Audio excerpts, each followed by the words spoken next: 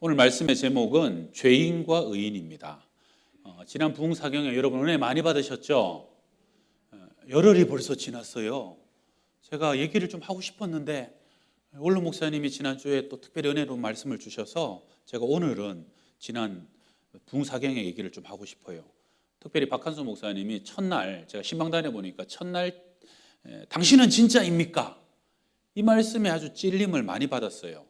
그 말씀 못 들은 분은 유튜브로 꼭 들으시길 바라고 이렇게 시작하셨는데 구세군을 창시한 윌리엄 부스가 20세기 기독교의 위기 6가지의 가짜가 판을 치는 시대가 온다.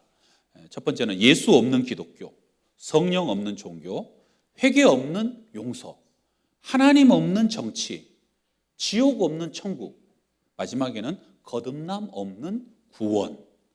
구원 받았다고 본인 아는데 사실은 안 거듭났어요.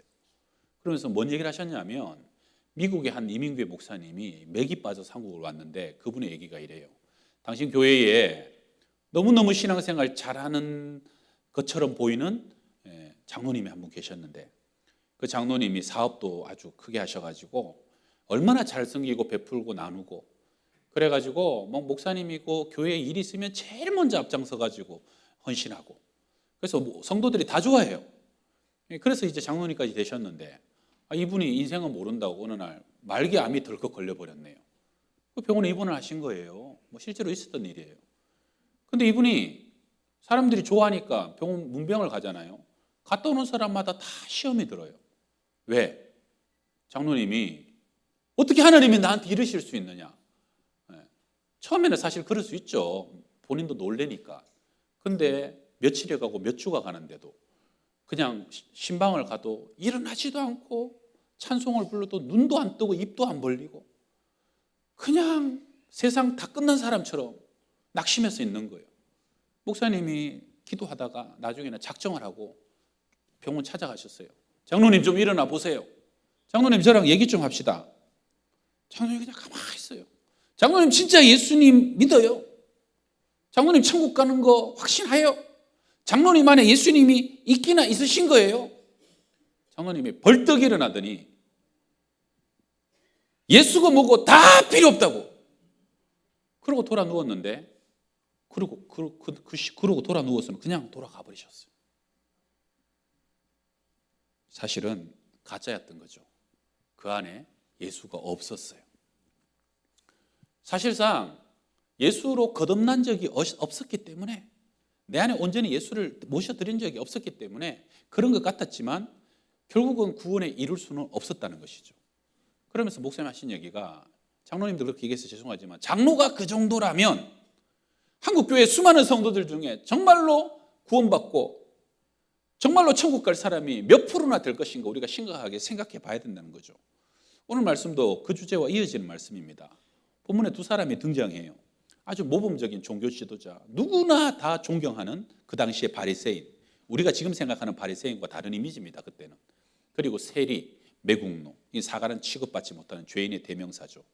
그런데 성경은 진짜인 줄 알았는데 가짜인 바리새인, 가짜인 줄 알았는데 진짜인 세리 이야기입니다. 나는 여기 어디에 해당할까? 여러분 성경 오늘 읽으면서 이거 다 알고 쉬운 얘기잖아요. 나는 그래도 저 바리새인은 아니지. 그럴 리가 있나? 나는 전혀 해당사항 없을 것 같은데 그렇게 생각하시는 분 한번 손 들어보세요.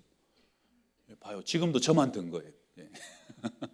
우린 다 그래요. 나는 그래도 적어도 그 바리새인은 아니야. 근데 그런 분일수록 오늘 말씀을 들으면서 나를 또 점검해보고 여러분 호세아 7장에 에브라임이 여러 민족 가운데 혼합되니 그는 뒤집지 않은 전병이로다. 전병이 너무 노릇노릇 잘 익었어요. 그래서 먹으려고 딱 집어봤더니 뒤에는 하나도 안 익은 거예요. 괜찮은 줄 알았는데 자세히 보니까 전혀 아니올시다. 영 아니올시다. 오늘 14절입니다. 내가 너에게 이르노니 이에 저 바리새인이 아니고 이 사람 이 세리가 의롭다 하심을 받고 그의 집으로 내려갔느니라. 여러분 그 당시에 세리가 바리새인보다 더 의롭다함을 인정받았다. 이거는요 큰일 날 소리입니다. 이거는 모욕이 아니라 모독이고 요즘 같으면 명예훼손 고소당할 일이에요. 그러면서 또 박한수 목사님이 설교 중에 명품백 얘기를 하셨어요.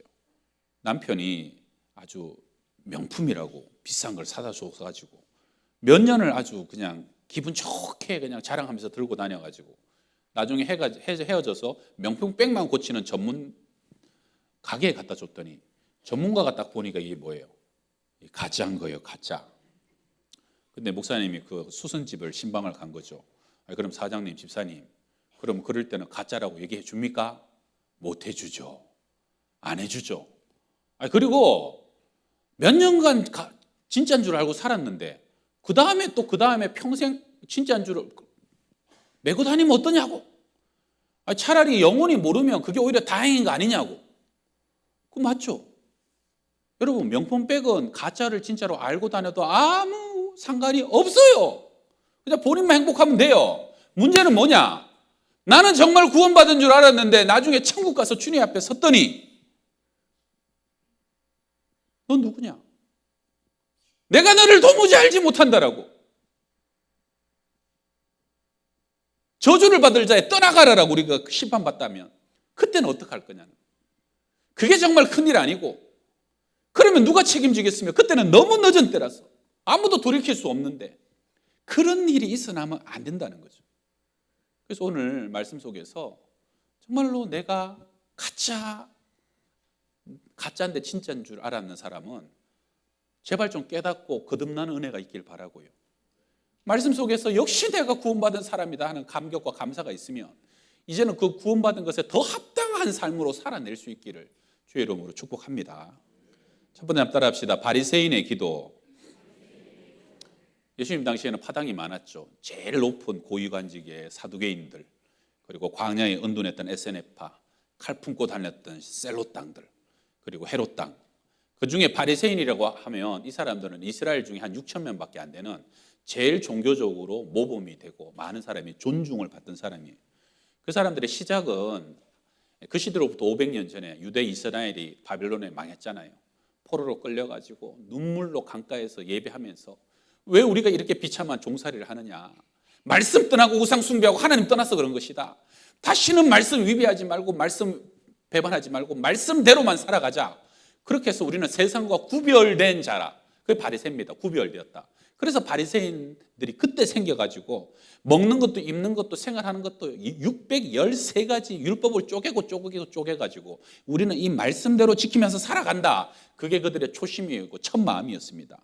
그런데 어느 날부터 점점 그들의 경건의 능력이 없어지면서 껍데기만, 하나님에 대한 사랑도 경외심도 없어지고요. 사람 눈만 의식하고 사람 보기에만 외식하는 그런 부류로 점점 더 변질되어 갔던 거죠.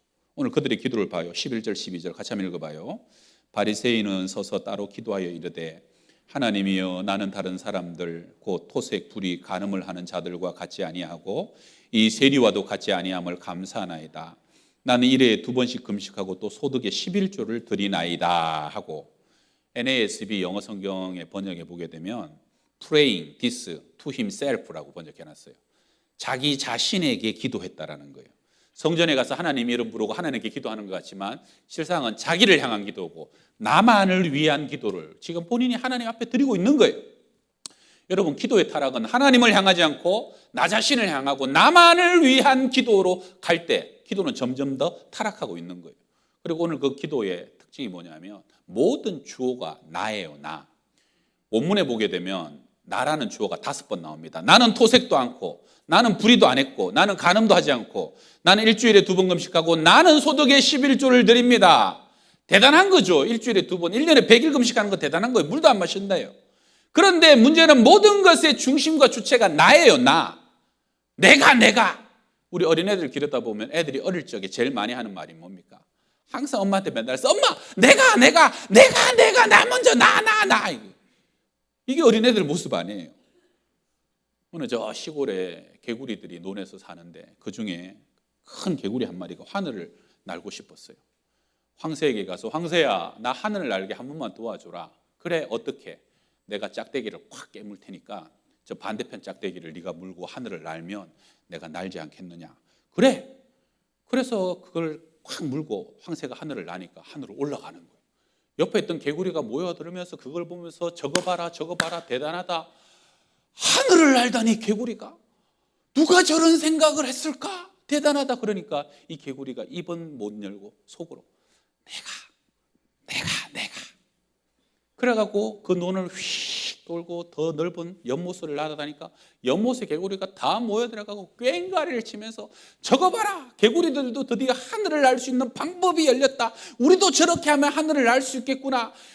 그런데 누가 저런 생각을 했을까? 저런 개구리라면 우리가 임금을 삼자. 누가 생각을 했을까? 갑자기 임금을 삼자는 말에 이 개구리가 흥분을 하더니 내가! 그리고 그 하늘에서 떨어져가지고 그냥 곤두박질 쳐가지고 다리를 달달달달달달달 떨면서 죽어버렸다는 거예요. 여러분, 이게 우화에서만 있는 일일까요? 여러분, 우리 인생이 사실은 마찬가지예요. 제가 유럽 축구를 한 번씩 보는데 거기 요새 꿈의 무대 챔피언스 리그라고 손흥민처럼 제일 운동 잘하는 팀들이 모여갖고 별들의 전쟁을 해요. 그럼 여러분, 운동장에 10만 명이 들어가고 7만 명이 들어가요. 아주 그냥 운동장이 그냥 떵쩌렁쩌렁 울려요. 근데 그 중요한 경기에서 마지막에 결승골을 탁 넣으면요, 그 관중들이 박수를 치고 소리를 지르면서 막 열광을 합니다. 그러면 그 결승골을 넣은 선수가 막 뛰어가면서 세레모니를 하는 것 중에 많이 하는 세레모니가 있어요. 내가 넣었어. 내가 내 번호를 기억해라는 거예요. 다른 사람이 아니라 나야, 나. 이거예요. 여러분, 자기가 넣은 건 맞지만 사실은 자기 혼자 넣은 거예요. 그 사실은 11명 골키퍼까지 다 같이 넣은 겁니다. 감독이 같이 넣은 거고 코치가 같이 넣은 거고 그 응원하는 군중도 다 같이 넣은 거예요. 그런데 그 순간 그 사람 속에는 내가, 나밖에 없는 거예요. 사실은 마음속에 깊은 곳에 감춰져 있던 근원적인 욕망이 그 흥분의 순간 나도 모르게 터쳐 나오는 거죠. 근데 여러분, 이게 운동만 그래요. 죄송하지만 목사도 마찬가지입니다. 어느새 교회가 성장하고 부서가 성장하고 부흥되는 그런 기미가 보이고 사람들이 칭찬하다 보면 어느 순간 내가 잘해서 그런 거 아니야? 내가 여기 책임자라서 그런 거 아니야? 마치 내가 다 한 것처럼. 여러분, 교회 공동체 하나 부흥할 때 보게 되면 얼마나 많은 숨은 중보의 기도자들이 기도한 것이며 과부의 두렵던 같은 어렵고 힘든 속에서도 피와 땀과 눈물로 봉헌하고 헌금한 사람들의 정성과 수십 년, 수년 여러분 그 자리에서 이름도 없이 빛도 없이 봉사하며 썩어지는 미랄처럼 섬겼던 그 많은 헌신자들, 또 선배 지나간 주의 종들의 눈물과 땀과 기도 위에 쌓이고 쌓여가지고 코로나 위협에도 아랑곳하지 않고 여러분 수십 년 이상을 대를 이어서 이 자리를 지켜준 그 성도들과 가정들의 헌신 위 쌓여가지고 그리고 그 위에 마지막으로 하나님의 은혜가 부어지니까 그러니까 교회가 부흥되고 부서가 부흥되고 영혼이 살아나는 거 아니겠습니까? 사도 바울은 고백하는 거예요. 그러나 나의 나된 것은 하나님의 은혜로 된 것이니 내게 주신 그의 은혜가 헛되지 아니하여 내가 더 많이 수고하였으나 그것도 내가 한 것이 아니라 나와 함께 하신 하나님의 은혜로다. 더 많이 수고한 건 맞단 말이에요. 더 많이 애쓴 건 맞지만 그것도 하나님의 은혜가 나를 수고하게 만들어줬다는 고백 아닙니까? 성 프란시스코가요, 대단한 사람이잖아요. 지구상에 사는 사람 중에 가장 예수님 닮은 사람이었다고 그러죠. 한 번은 제자가 기도하다가 환상 중에 천국으로 올라갔네요. 그래서 천국 구경을 하는데 너무너무 아름답고 영광스러운 자리가 하나 있는 거예요. 빛나는 자리가. 예수님, 저 자리는 누구 자리입니까? 너의 스승 성 프란시스코의 자리다. 그리고 환상에서 깼는데 너무 부럽기도 하고 셈이 나기도 하고 그래서 선생님을 만나서 선생님은 선생님 자신이 어떤 사람이라고 생각하십니까? 나야말로 죄인 중에 가장 죄인이지. 그런 말 하지 마시라고. 내가 어제 천국에 환상을 봤는데 가장 영광스러운 자리가 선생님의 자리인데 뭔 그런 말씀을 하시냐고. 프란시스코가 그 말을 듣고 웃으면서 이렇게 말했답니다. 만약 어느 누구라도 지금까지 하나님이 내게 주셨던 은혜를 그 누군가가 받기만 하면 나보다 훨씬 더 훌륭한 사람이 됐을 거라고. 나니까 이 정도밖에 되지 못한 거라고. 놀라운 고백 아닙니까? 여러분, 내가 수고하게 된 거, 헌신하게 된 거, 충성하게 된 거, 내가 오늘 믿음으로 이 자리까지 있는 것 하나님의 은혜인 것을 믿으시길 바랍니다. 여러분, 몸이라도 한번 아파봐요. 들어 누워봐요. 하고 싶어도 충성하고 헌신하고 싶어도 주님께 나아가고 싶어도 아무것도 할 수 없는 거 아닙니까? 결국은 하나님이 건강 주셨고 여건 주셨고 평안 주셨고 믿음과 직분을 주셔서 세워주셨기 때문에 오늘도 저 부족한 정도 이 자리에서 말씀을 전하는 것이고 여러분도 예배하고 각자의 주신 사명 가운데 섬김의 자리 가운데 하나님 찬양하고 있는 것을 믿으시길 바랍니다. 한번 따라 합시다. 내가 아니요 나와 함께 하신 하나님의 은혜로다. 그 다음에 바리새인의 특징이요, 따로 서서 기도했다. 바리새인은 따로 서서 기도하여 이르되, 왜일까요? 아마 다른 사람의 눈에 더 잘 보이도록, 또 다른 것은 나는 저런 사람과 섞여서 기도할 수 없어. 나는 특별한 사람이야. 나는 다른 레벨이야. 본인을 그렇게 생각하는 거예요. 그래서 그게 9절에 나와 있습니다. 또 자기를 의롭다고 믿고 다른 사람을 멸시하는 자들에게 이 비유로 말씀하시되, 여기서 다른 사람으로 쓰인 단어 로이푸스라는 단어는 나머지란 뜻이에요. 그러니까 다시 한번 얘기하면 자기를 의롭다고 믿고 나 말고 다른 나머지 사람들을 멸시하는 바리새인들, 우리 말고 다른 사람들은 다 나머지인데 그들은 급이 다르고 수준이 다르고 우리만 다른 클래스라는 거죠. 그렇게 생각하고 있는 거예요. 어느 제법 큰 교회 목사님이 그 교회에 어느 권사님 장례가 났답니다. 근데 담임 목사님이 평소에 바빠도 한 번은 장례를 가려고 애를 쓰는데 그 며칠은 일이 많아갖고 결국은 그 권사님 집 장례를 못 갔어요. 근데 그것 때문에 그 장례집이 큰 시험이 들었다는 거예요. 왜 들었냐? 목사님이 아무리 바빠도 우리 집에는 오셨어야지. 우리가 누군데? 우리가 다른 성도들과 같아? 우리가 지금까지 한 게 얼만데?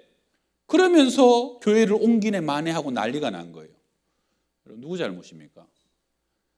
바쁜 목사는 나쁜 목사라고. 우리 안산의 목사님이 늘 우리에게 얘기해 주셨어요. 목사들 쪼개고 쪼개서 열심히 섬겨라. 그래서 목사도 열심히 최선을 다해서 섬겨야 되는 게 맞는데, 근데 여러분, 마음이 높으면요 모든 것이 다 시험거리가 되고 못마땅해집니다.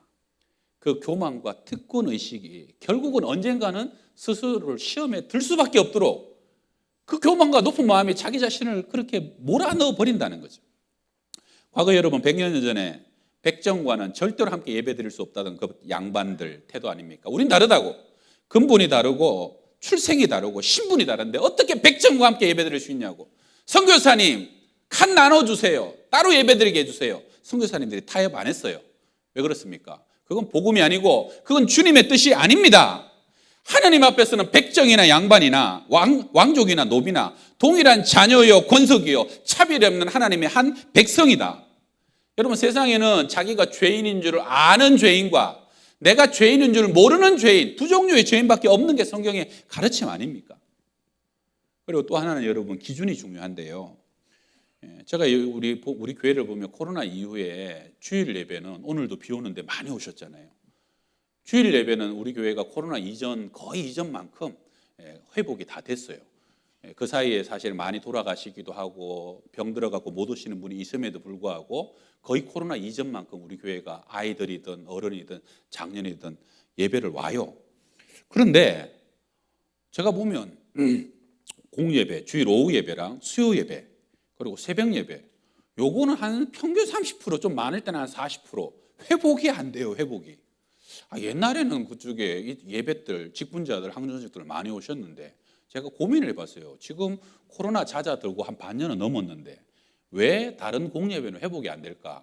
가만히 살펴봤더니 성도들 기준이 달라졌어요. 목사님, 어느 교회는 오후 예배 안 드린다던데요. 없어졌다던데요.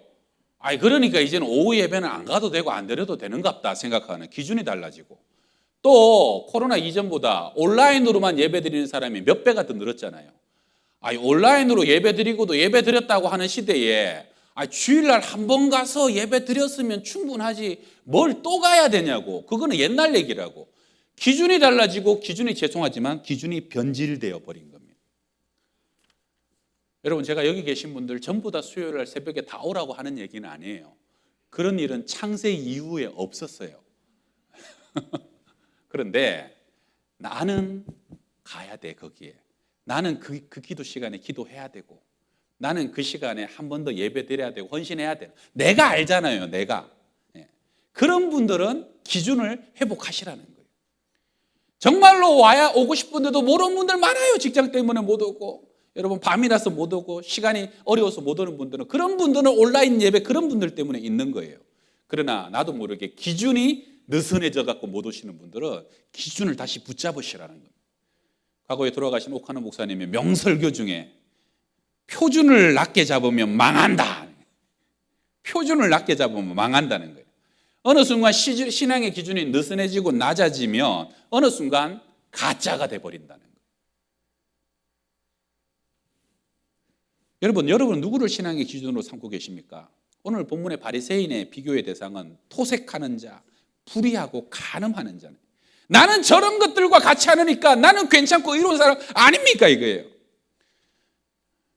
여러분 영적 기준이 낮은 사람들은요 항상 죄의 선이 여기 카트라인 여기라면 거기에 발을 담갔다 뺐다 그냥 살짝 넘어가려다가 다시 왔다가 넘나들면서 그냥 고개하면서 그래도 이 정도면은 죄는 아니잖아.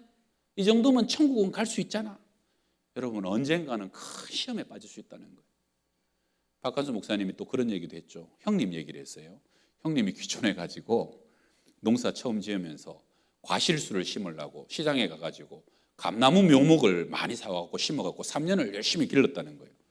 그래서 3년이 지나고 드디어 열매를 맺었는데 맺는 것마다 다 대추가 맺히는 거예요. 대추가. 그러면 감나무를 사온 거예요? 대추나무를 사온 거예요? 파는 사람도 몰랐고 사는 사람도 몰랐고 대추나무를 감나무라고 사고 팔아가지고 심어서 3년 길렀더니 나중에 그게 대추가 열렸으면 그럼 대추나무를 심은 거죠. 창세기 이후에 감나무에서 대추 열리는 법은 없기 때문에 나무는 열매로 아는 것이고 열매가 그 나무의 정체성을 결정하는 것이죠. 증명하는 것이죠. 마찬가지로 우리의 믿음이 어떠하다는 것도 우리의 삶의 열매로 우리의 습관과 몸의 열매로 증명하고 확정되어야 된다는 겁니다. 우리의 기준은 뭡니까? 여러분 우리의 기준은 믿음의 주에 온전케 하신 예수를 바라보고 내가 어느 순간 믿음 생활하다 보면 예수 닮아가는 거예요. 우리 1:1 제자 영육 보면 내가 구원받은 증거가 뭐냐? 첫 번째는 말씀을 믿고 그 말씀을 믿고 의심치 않는 것, 그것으로 구원이 시작되는데 그렇게 말씀을 믿는 사람은 두 번째는 성령이 내주하신다는 거예요. 그래서 내 안에 성령의 기쁨도 느끼고 슬픔도 느끼고 말씀도 느끼고 인도하심도 느끼고 성령이 내 안에 확실히 마치 어린아이가 6개월, 7개월 산모 뱃속에서 살아있는 것을 느끼듯이 우리 안에 성령이 계신 것을 느끼고 체험하고 그렇게 구원받은 자로 살아가다 보면 세 번째 당연히 삶이 바뀔 수밖에 없다는 거예요. 어느 날 생각이 바뀌고 말이 바뀌고 우리의 보는 게 바뀌고 듣는 게 바뀌고 그러다 보면 판단이 바뀌고 어느 순간 세상 사람들이 우리 안에서 예수를 보기 시작하면서 점점 변화되는 삶의 모습이 우리가 구원받은 자인 것을 증명한다는 거죠.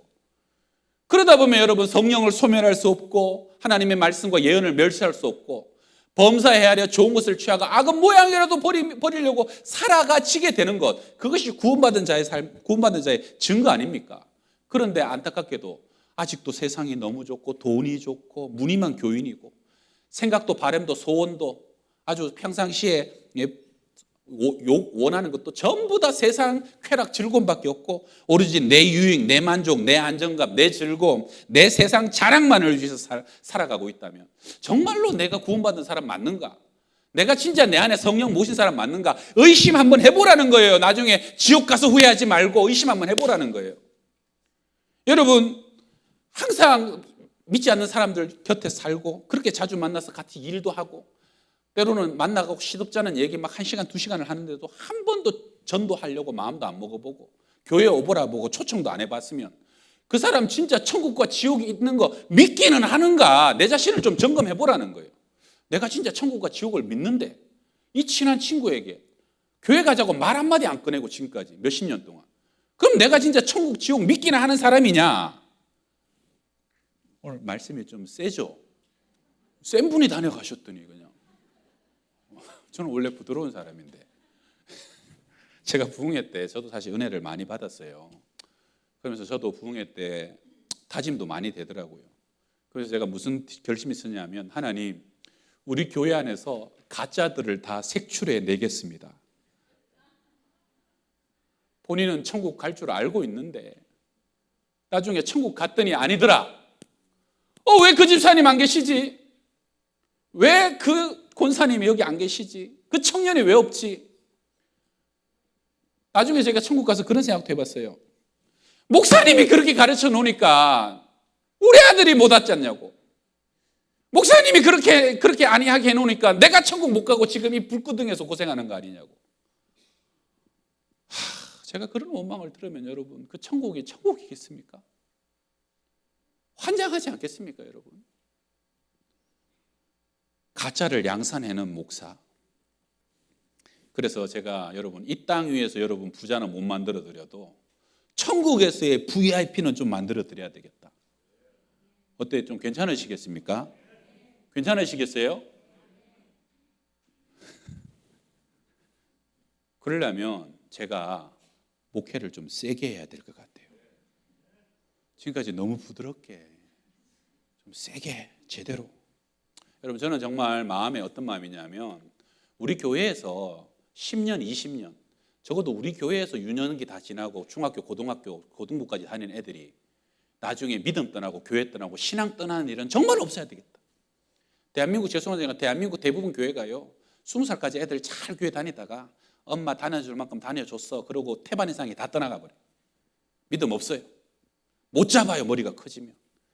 그 10년, 20년 동안 뿌리가 내리지 않고 마음에 하나님 만나지 못하고 성령님의 기쁨을, 예배의 감격을 느끼지 못하니까 다 떠나가 버리는 거예요. 그래서 우리 교육부 전사님과 목사님들이 제가 보기에는 몸부림을 치고 있어요. 어떻게든 이 아이들 믿음 심어주고 구원받은 최소한 천국 들어갈 수 있는 특거리 이상의 믿음 되게 해달라고 얼마나 몸부림치고, 다행히 하나님께서 많은 은혜 주셔가지고 우리 교회 교육부 보내시라고, 중고등부 보내시고 수련회 보내시고 하라는 대로 좀 하시면 그 아이들 반드시 믿음 안에 붙잡히게 된다고, 그렇게 자신할 수 있는 교회를 만들어가고 있는 거 아닙니까? 진짜 목사가 되고 여러분, 진짜 성도가 되고 진짜 구원받은 자녀가 꼭 되시기를 바랍니다. 바리새인과 같이 가짜 하나도 없기를 주의 이름으로 부탁드립니다. 자, 우리 두 번째는, 시간이 많이 갔지만 한번 따라합시다. 세리의 기도. 세리라는 것은 당시 유대인 사회에서는 말할 수 없는 천대받는 사람이에요. 그래서 어떤 랍비는 이방인과 사마리아인과 창기와 세리에게는 거짓말해도 죄가 안 된다라고 가르치기도 했답니다. 여러분, 유대는 식민지였잖아요. 로마 사람들은 이 지역에서 제일 많이 세금을 걷어낼 수 있는 사람이 보이면 그 사람에게 일정량을 맡겨서 그만큼만 로마에다가 바치면 나머지는 얼마나 더 거두는가 상관하지 않았답니다. 그러니까 바치는 만큼 바치고 나도 먹고 살아야 되니까 막 쥐어 짜내고 강포를 행하는 거예요. 그러니까 이 세리들은 매국노죠, 착복자죠, 포악한 사람이죠. 그래서 랍비들은 율법과는 상관없는 사람들이다. 사내들이는, 세리는 유대인이라도 성전에 들어와서 예배 드릴 수 없다. 이방인의 뜰에서만 예배 드려야 된다. 이방인 취급을 당한 거예요. 오늘 13절 보세요. 세리는 멀리 서서 가민으로 눈을 들어 하늘을 쳐다보지도 못하고 다만 가슴을 치며 이르되 하나님이여 불쌍히 여기소서, 나는 죄인이로소이다. 원문에 보게 되면 정관사 더가 있어요. 내가 바로 그 죄인, 내가 바로 그 대표적인 그 죄인이 바로 납니다라는 고백이에요. 이스라엘 사람들 보통 눈을 뜨고 하늘을 향하여 이렇게 기도합니다. 그러나 하늘을 바라보지도 못하고 고개를 들지도 못하고 가슴을 치고 애통하면서 나는 죄인입니다, 불쌍히 여기소서. 여러분, 진정한 기도는 세상 탓하고 누구 탓하고 누구 바라볼 필요도 없고요, 원망할 필요도 없고 유창하고 대단한 기도문을 외울 필요도 없습니다. 그저 가슴을 치면서 가슴속 깊은 고백으로 하나님, 나는 죄인입니다. 하나님, 나는 소망이 없습니다. 하나님, 나를 불쌍히 여겨달라고. 그게 진실한 마음의 고백이라면 충분하다는 거예요. 우리 박효선 박사님이라고 한국의 유명한 신학자요, 박효선 주석으로 유명하죠. 88년도에 작고하셨는데, 소천하셨는데, 그분이 80세 된 축하연에서 후배들이 축복하면서 교수님 존경하고 사랑합니다 그랬을 때, 한마디 하시라 그랬을 때 일어서서 저를 높이지 마세요. 저는 80년 묵은 죄인일 뿐입니다. 요한일서에 만일 우리가 우리 죄를 자백하면 저는 미쁘시고 의로우사 우리 죄를 사하시며 모든 불의에서 우리를 깨끗게 하실 것이다. 할렐루야. 자, 오늘 결론 14절 같이 읽읍시다. 14절.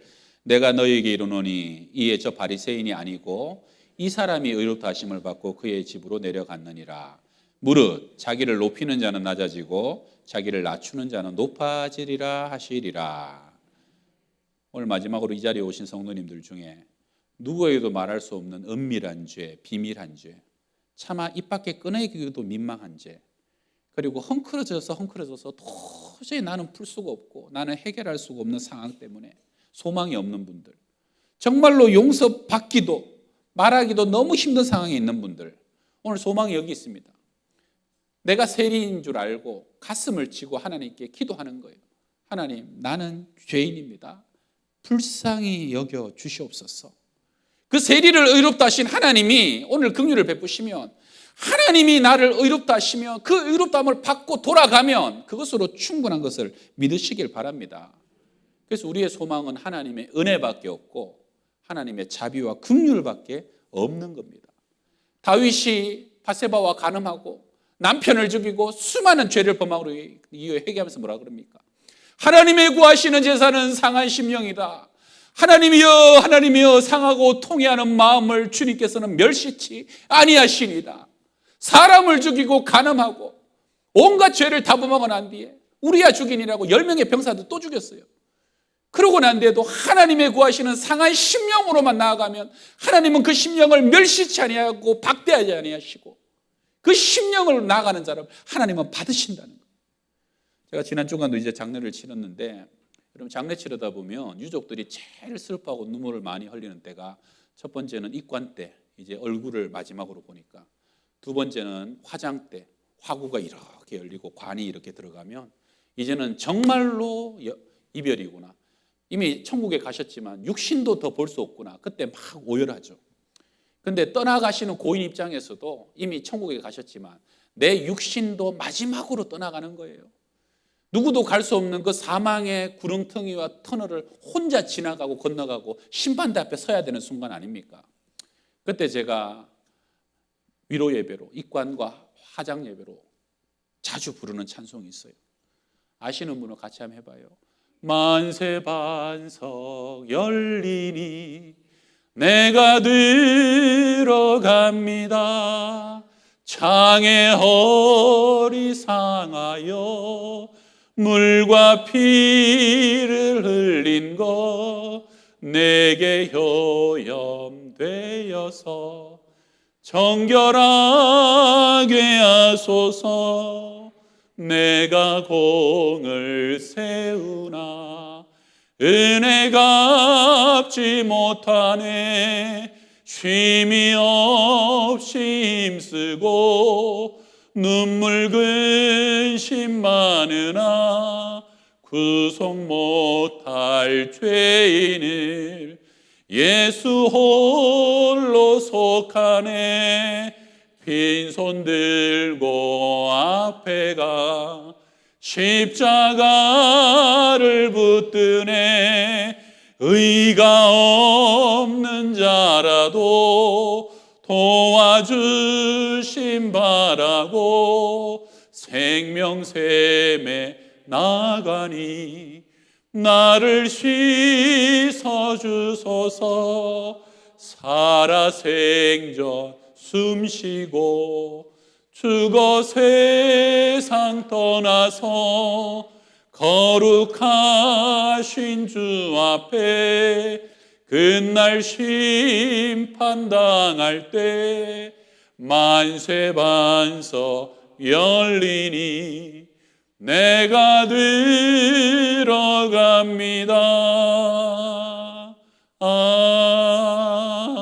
아멘. 기도하겠습니다.